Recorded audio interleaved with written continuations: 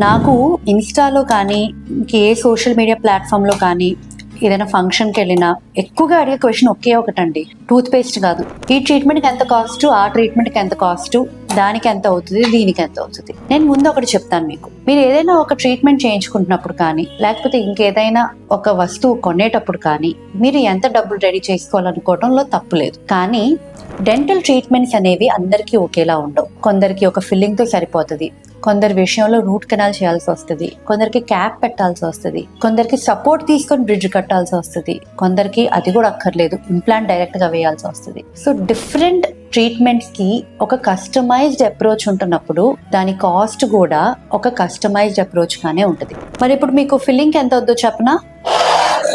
ఇంత అవుతుంది. మీరు గనక మా మాట విని మొదట్లోనే ఫిల్లింగ్ చేయించుకుంటే ఇంతలో అయిపోతుంది.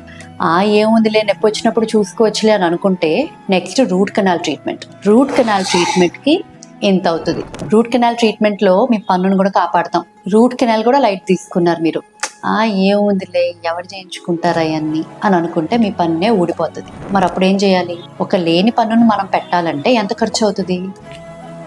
ఇంత ఖర్చు అవుతుంది. సో తెలుసుకున్నారు కదండి, మీ డెంటల్ ట్రీట్మెంట్స్ మీరు స్టార్టింగ్ లోనే చేయించుకుంటే తక్కువలో అయిపోతుంది. అదే మీరు రూట్ కెనాల్, క్యాప్స్ వరకు అయితే పర్లేదు. కానీ ఒక ఇంప్లాంటో లేకపోతే ఒక బ్రిడ్జో ఒక పెద్ద రీప్లేస్మెంట్ అనేది చేయాలంటే డెఫినెట్లీ కాస్ట్లీ అవుతుంది. సో అందుకనే మీ డెంటల్ హెల్త్ ని ఇనీషియల్ స్టేజెస్ లోనే మీరు కనుక మీ డెంటిస్ట్ మాట విని మీరు మీ రెగ్యులర్ ట్రీట్మెంట్స్ చేయించుకుంటే అంత కాస్ట్లీ ఆఫెన్స్ కాదు ఇది. ఇంకెందుకు లేట్, మీ ఫ్యామిలీ ఫ్రెండ్స్ లో ఎవరికైతే ఈ ఫైనాన్షియల్ కన్ఫ్యూజన్ ఉంటుందో వాళ్ళకి ఈ వీడియో తప్పకుండా షేర్ చేయండి. Thank you.